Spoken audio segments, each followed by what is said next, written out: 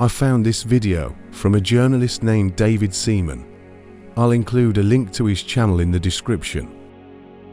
He was filming a glowing orb from his balcony on the 38th floor in Miami when another UFO flew by.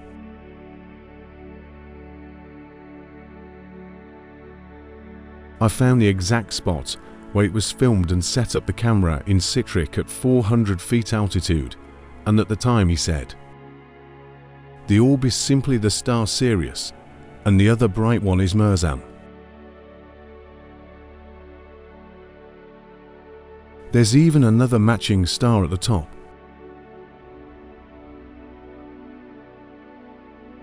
With that confirmed, let's look at the UFO.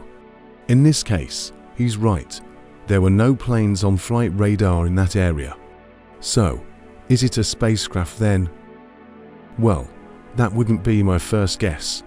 Let's test the more obvious idea, that it's a plane. There are plenty of military aircraft that don't appear on flight radar, so it could easily be one of those. There are literally thousands of planes passing through that area every day, so I tested a few and found one heading toward a nearby airport. He claimed it was flying 5 times faster than a normal plane. So let's check that. He zooms into 108 millimeters. So let's see how a regular plane would cross the frame at that zoom level. Ignore the stars, they don't line up because this is another time of day. The UFO comes in here, and my simulated plane is here. Let's press play and see.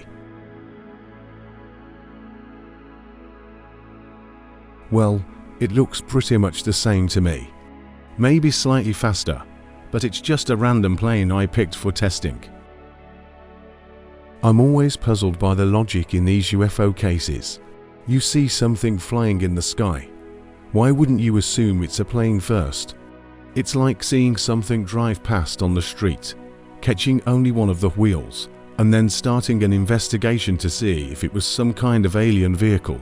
Sure, it could be, but that's extremely unlikely, isn't it?